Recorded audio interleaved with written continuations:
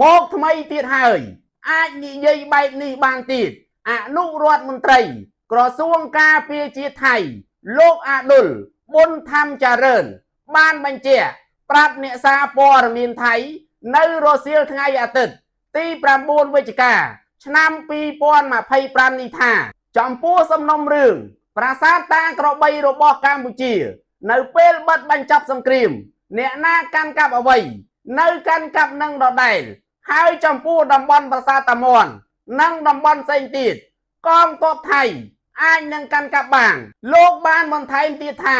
ចំពោះព័ត៌មាននៃការដោះលែងវីរៈកងទ័ពកម្ពុជា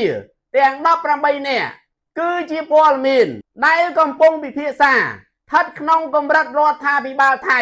មិនមែនស្ថិតក្នុងកម្រិតយោធាថៃនោះទេហើយលោកអាដុល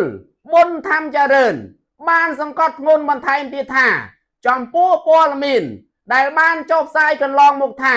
សហរដ្ឋអាមេរិកនិងម៉ាឡេស៊ីបានដាក់សម្ពាធមកលើថៃដើម្បីឲ្យដោះលែងវីរៈកងទ័ពកម្ពុជាទាំង18នាក់នោះគ្រាន់តែជាពាក្យចចាមអារាមប៉ុណ្ណោះលោកចង់បញ្ជាក់ថាគ្មានប្រទេសណាអាចដាក់សម្ពាធមកលើប្រទេសថៃបាននោះទេ